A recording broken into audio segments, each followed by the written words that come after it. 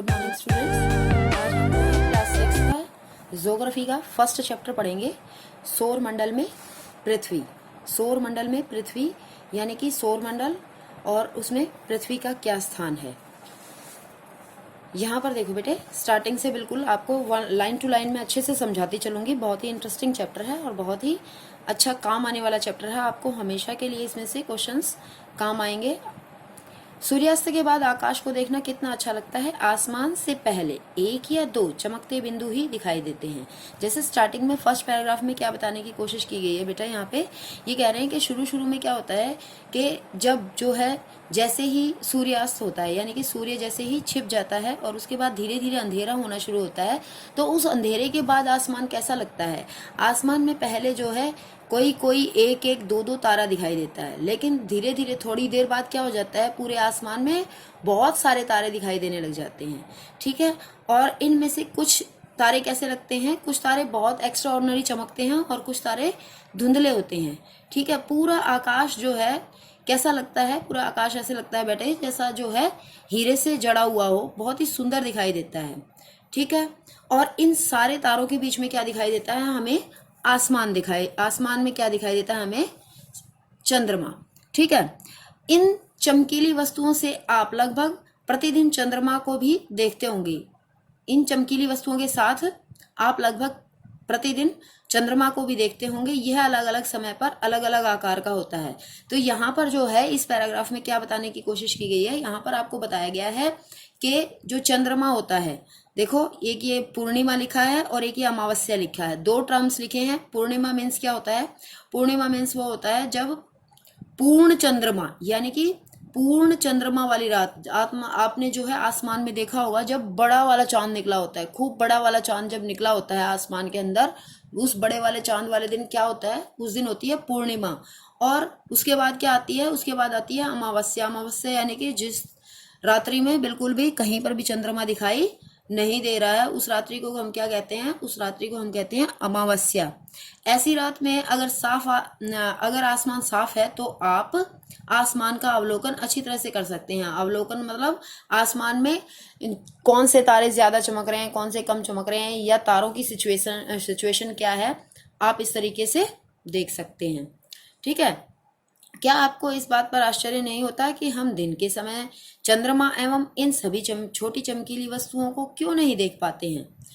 ऐसा इसलिए होता है क्योंकि सूर्य के अत्यधिक तेज प्रकाश के कारण रात के समय चमकने वाली वस्तुओं को हम दिन में नहीं देख सकते हैं।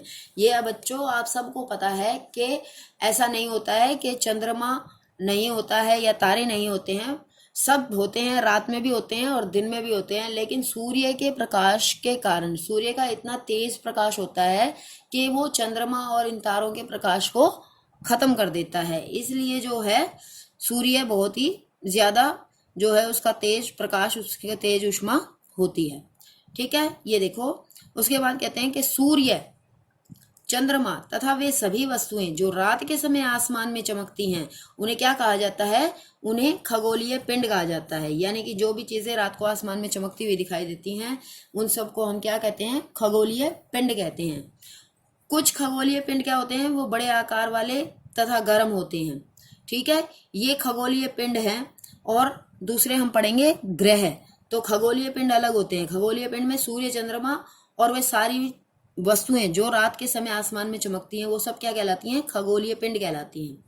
कुछ खगोलीय पिंड बड़े आकार वाले तथा गर्म होते हैं। ये गैसों से बने होते हैं। इनके पास अपनी ऊष्मा तथा प्रकाश होता है जिसे वे बहुत बड़ी मात्रा में उत्सर्जित करते हैं। उत्सर्जित करने का मतलब क्या होता है, निकालते हैं। ठीक है, जैसे सूर्य है, सूर्य के अंदर बहुत ज्यादा प्रकाश होता है और बहुत ज्यादा गर्मी होती है जिसको वो निकालता है, जिसको वो फेंकता है पृथ्वी के ऊपर। इन खगोलीय पिंडों को क्या कहा जाता है, इन खगोलीय पिंडों को तारा कहा जाता है। ठीक है, तो तारा किसे कहते हैं, तारा क्या होता है, तारा ये आकार में बड़े होते हैं, ये गर्म होते हैं, इनके अंदर ये गैसों से बने हुए होते हैं। ठीक है, इनके पास अपना ऊष्मा तथा प्रकाश होता है। ठीक है, तो ये सब क्या होते हैं, ये सब तारे कहलाते हैं। सूर्य भी क्या है, एक तारा है। देखो बेटा ये एक साइड में एक्टिविटी दे रखी है, आप इसको जो है घर पर कर सकते हैं with the help of your parents. Okay, अब चलो हम आगे चलते हैं बेटा। रात के समय चमकते हुए अनगिनत तारे सूर्य के समान ही हैं, लेकिन हमसे बहुत अधिक दूर होने के कारण हम लोग उनकी ऊष्मा या प्रकाश को महसूस नहीं करते हैं तथा वे अत्यंत छोटे दिखाई देते हैं। ये जैसे क्या है कि जो चीज़ जितनी ज़्यादा दूर होती जाएगी वो उतनी ही छोटी दिखाई देगी। ठीक है, तो जो सूर्य है वो हमारे पृथ्वी के नज़दीक है, तो इस वजह से वो हमारे को इतना बड़ा भी दिखाई देता है और उसकी गर्मी और उसकी ऊष्मा हमें महसूस होती है। ठीक है, अब इसके बाद जो है आगे यही बता रहे हैं आपको कि भाई अगर हवाई जहाज आसमान में उड़ता है तो वो अपने को कैसे दिखाई देता है, छोटा दिखाई देता है। रात्रि में आसमान की ओर देखते समय आप तारों के विभिन्न समूह द्वारा बनाई गई विविध आकृतियों को देख सकते हैं। ठीक है, देखो ये देखो यहाँ पर बेटे जो चित्र बना करके दिखाया गया है। ठीक है, इस चित्र में बहुत सारे तारे हैं जो अलग अलग आकार बना रहे हैं। इनको क्या कहते हैं, जो ये अलग अलग आकार बनाते हैं उसको क्या कहते हैं, नक्षत्र मंडल कहते हैं। ठीक है, तो हमारे पास जो है अर्सा मेजर, ये इंपॉर्टेंट है, नक्षत्र मंडल के नाम लिखो, अर्सा मेजर और बिग बियर इसी प्रकार का एक नक्षत्र मंडल है। बहुत आसानी से पहचान में आने वाला नक्षत्र मंडल है स्मॉल बियर या सप्तऋषि। ठीक है, सप्तऋषि कैसे होते हैं बेटा, जैसे ये देखो आपके यहाँ पर दिखा रखे हैं 1 2 3 4 5 6 7 7 तारे हैं। ठीक है, तो इस तरीके से जब 7 तारों का इस तरीके से समूह होता है, ठीक है, और ये समूह क्या करता है, ये समूह जो है इस तरीके से बना होता है कि इनकी डायरेक्शन से हम क्या पता लगा सकते हैं, ये इस तरीके से होते हैं 7 तारे जो संकेतक के रूप में होते हैं, जो सप्तऋषि तारामंडल हम जिसको बोलते हैं, ये 7 तारे होते हैं जिससे हम जिनकी संकेतक तारे से हम क्या पता लगा सकते हैं, ध्रुव तारे के बारे में पता लगा सकते हैं।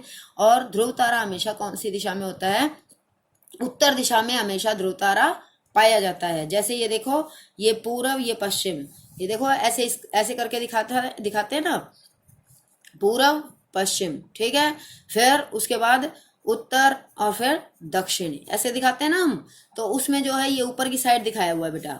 ठीक है, ईस्ट और वेस्ट, साउथ और नॉर्थ।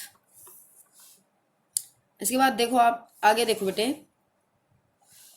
यह 7 तारों का समूह होता है जो कि एक बड़े नक्षत्र मंडल अर्सा मेजर का भाग है।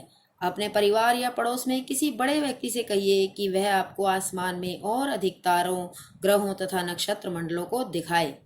ठीक है, प्राचीन काल में क्या होता था, प्राचीन समय में लोग रात्रि में दिशा का निर्धारण तारों की सहायता से करते थे। उत्तरी तारा उत्तर दिशा को बताता है, इट इज़ वेरी इंपॉर्टेंट कि उत्तरी तारा उत्तर दिशा को बताता है, जिसे ध्रुव तारा भी कहते हैं। यह आसमान में हमेशा एक ही स्थान पर रहता है। हम सप्तऋषि की सहायता से ध्रुव तारे की स्थिति को जान सकते हैं। ठीक है, सप्तऋषि क्या है, सप्तऋषि बेटा यही है जो मैंने आपको बताया, ये 7 स्टार्स जो हैं ये हैं सप्तऋषि।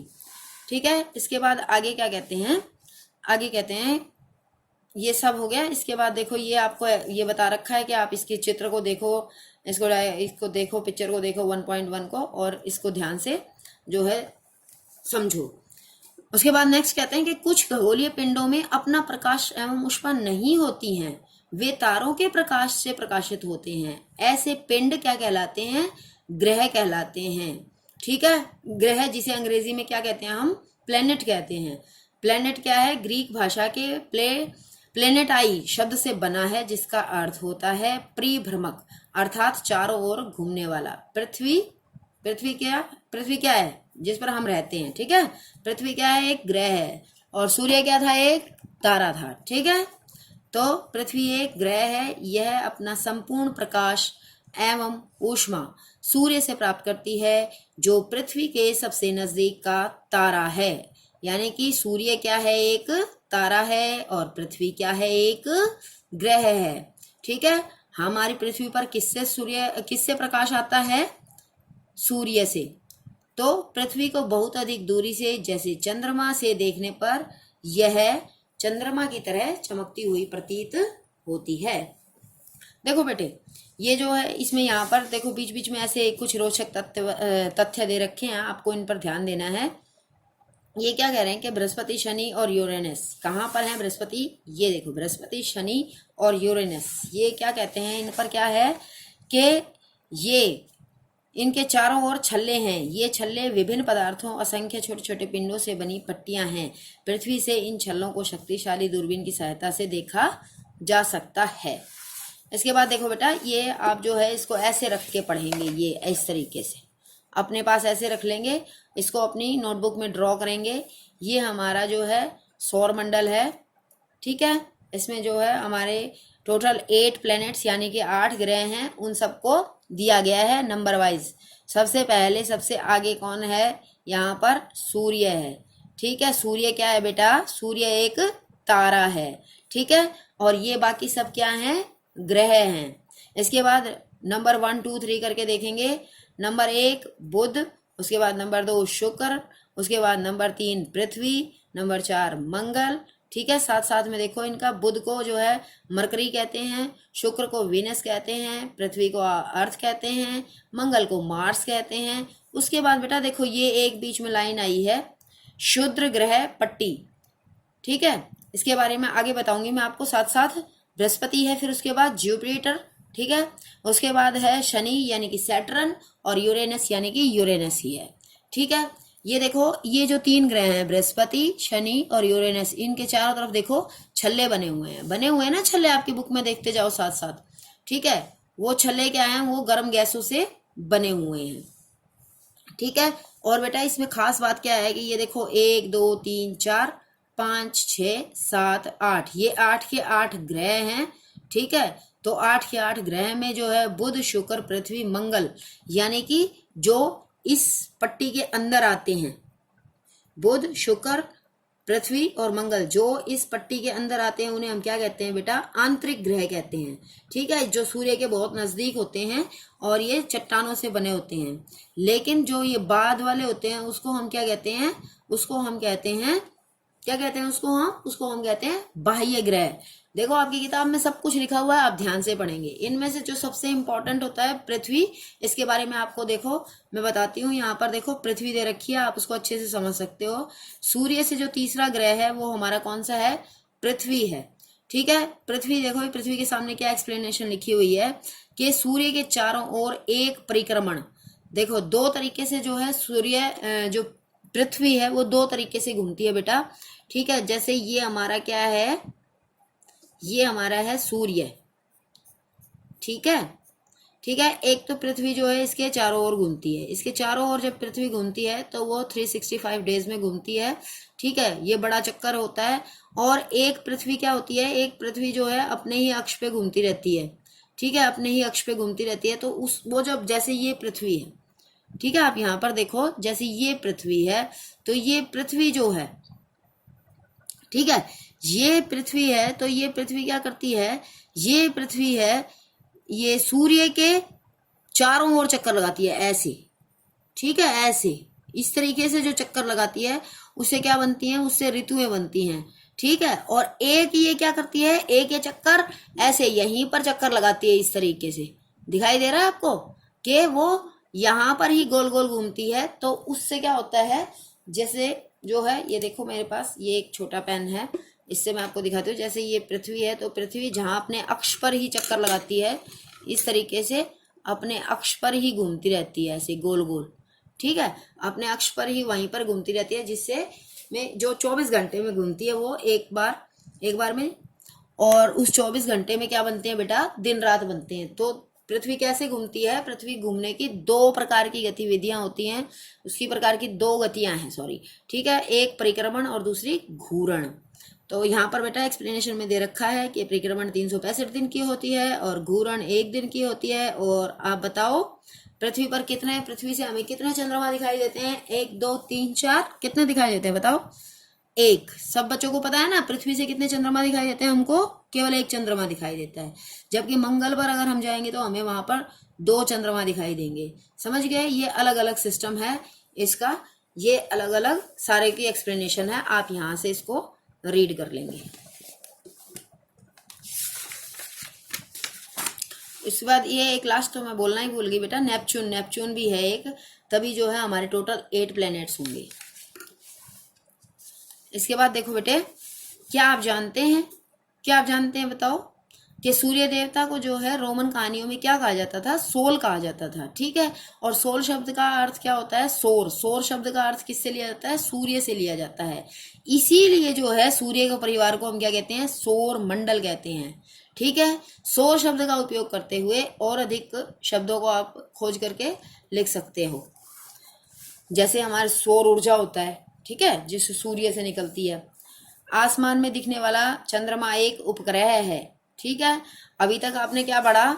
अभी तक आपने पढ़ा था जो सूर्य है वो क्या है? सूर्य एक तारा है, ठीक है। उसके बाद पृथ्वी एक ग्रह है, और अब हम क्या पढ़ रहे हैं? चंद्रमा। चंद्रमा क्या है? एक उपग्रह है, ठीक है। देखो बेटे, सूर्य, तारा, पृथ्वी, ग्रह, चंद्रमा, उपग्रह। तो सूर्य के चारों ओर पृथ्वी चक्कर लगाती है, और पृथ्वी जो है पृथ्वी के चारों ओर चंद्रमा चक्कर लगाता है। यह हमारी पृथ्वी का सहचर है तथा इसके चारों ओर चक्कर लगाता है। हमारी पृथ्वी के समान 8 अन्य ग्रह हैं जो सूर्य से प्रकाश एवं ऊष्मा प्राप्त करते हैं। उनमें से कुछ के पास अपने चंद्रमा भी हैं। जैसे अब मैंने अभी आपको बताया था कि मंगल के पास कितने चंद्रमा है बेटा? 2 चंद्रमा है मंगल के पास, ठीक है। और अगर हम शनि की बात करें तो उनके पास चंद्रमा कितने हैं? 30 से भी ज्यादा चंद्रमा है उनके पास, ठीक है। और अगर हम बृहस्पति जी की बात करें तो बृहस्पति ग्रह के पास कितने हैं? उनके पास 16 चंद्रमा है। इस तरीके से बेटा, ठीक है। आगे देखो, सौर मंडल। सूर्य, ठीक है। सौर मंडल में कौन कौन शामिल होगा? सूर्य, 8 ग्रह, उपग्रह तथा कुछ अन्य खगोलीय पिंड जैसे क्षुद्र ग्रह एवं उल्का पिंड मिलकर सौर मंडल का निर्माण करते हैं। उसे हम सौर परिवार का नाम देते हैं, जिसका मुखिया सूर्य होता है, ठीक है। ये डायरेक्ट क्वेश्चन आता है बेटे, सौर मंडल से आप क्या समझते हैं, ठीक है। तो सौर मंडल से आप क्या समझते हैं? सौर मंडल जिसमें सूर्य सबसे पहले, उसके बाद जो आपने 8 प्लैनेट्स पढ़े हैं, 8 ग्रह पढ़े हैं वो, उसके बाद उपग्रह यानी कि जो भी उनके चंद्रमा हैं सारे वो, उसके बाद जो है खगोलीय पिंड जैसे क्षुद्र ग्रह और उल्का पिंड मिलकर के सौर मंडल का निर्माण करते हैं, ठीक है। इसको हमने क्या नाम दिया है? इसको हमने नाम दिया है सौर परिवार, सौर मंडल। इसमें देखो अब अलग अलग एक्सप्लेनेशन दी गई है कि सूर्य क्या होता है, ठीक है। इसको मैं आपको नेक्स्ट वीडियो में पढ़ाऊंगी। आप यहाँ तक जो है अच्छे से रीडिंग करेंगे और इसको बिल्कुल ठीक तरीके से समझेंगे, आराम से इसे अपनी कॉपी में ड्रॉ कर लेंगे, ठीक है। Okay, thank you all of you.